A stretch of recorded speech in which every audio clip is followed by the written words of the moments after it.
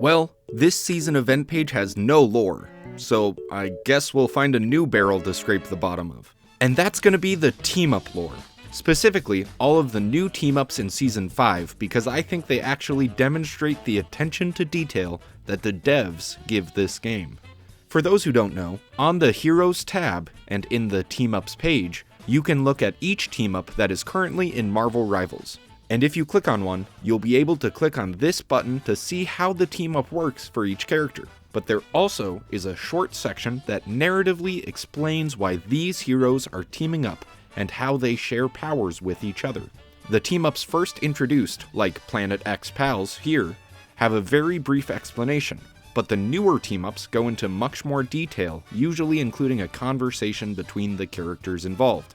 So let's go over all the team-ups that were added or changed in Season 5 to see how they call back to past seasons, explain character relationships, and even share secrets about the future of the Rivals story. First, let's look at the team-up of the new character this season, Gambit, his explosive entanglement with Magneto.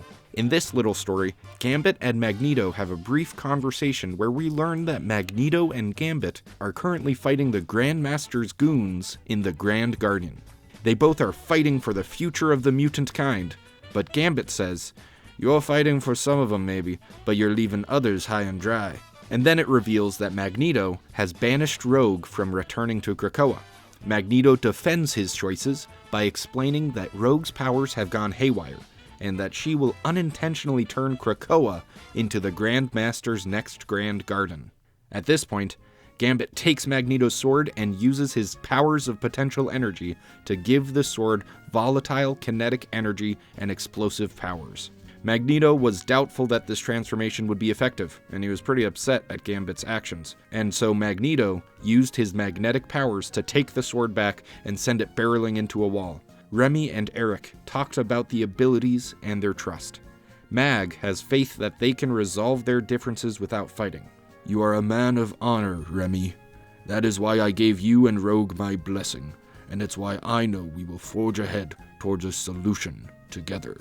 Now, apparently, Gambit was itching for a fight with Magneto, but he appreciated the surprisingly kind response that he got instead.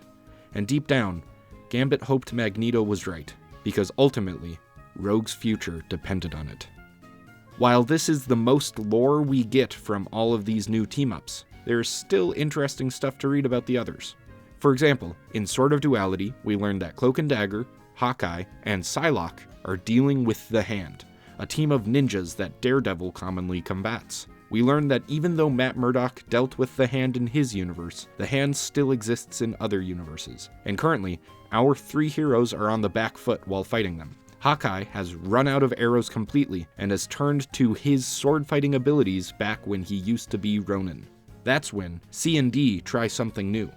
Maybe they can enchant Hawkeye's sword with Light Force and Dark Force to cause it to send out magical energies, giving his team an aura of protection and making enemies take more damage. And this explains the healing and anti-healing effect that he now has in this team-up. And Psylocke says at the very end that if this is a success, I will gladly be next in line for an upgrade. So this might be foreshadowing that Psylocke will be added to this team-up. If that's the case, I believe the Emma Frost Illusion team-up is on the chopping block, and Emma might get a new team-up with a future X-Man to compensate this change, which is pretty exciting.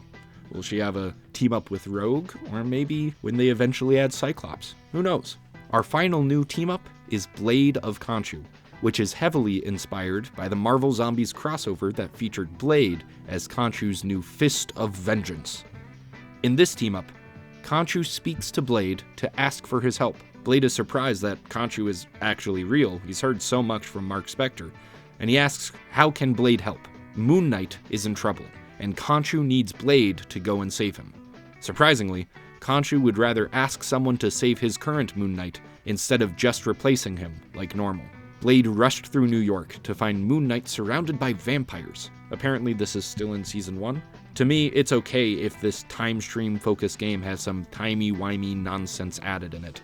That's completely fine in my opinion. Blade was too far away though. He couldn't get there in time for his Blade and Kun to do enough work to save Moon Knight, which is when Khonshu speaks to him again.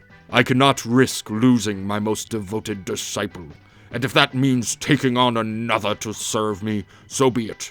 Will you accept my powers? Serving gods ain't Blade's style, but there's no other option, so Blade accepts. Suddenly, Blade felt the moon god's power course through him, and he sent crescent moon slashes through the air, which ricocheted between the vampires. Moon Knight was surprised and a little concerned. Moon Knight tells Blade that Khonshu speaks very highly of Blade's work, and that Moon Knight has been concerned that Khonshu would replace him with Blade. But Khonshu says, "None could take your place, but imagine how mighty our vengeance could be with 2 fists instead of 1. Which is a very fun scenario, retroactively added to the vampire crisis of New York City. Now, even though those are all the new team-ups, there have still been changes. Primal Flame, which used to feature a conversation between Phoenix and Wolverine, where they do a little bit of flirting, and then Wolverine uses the Phoenix Force to kill some symbiotes.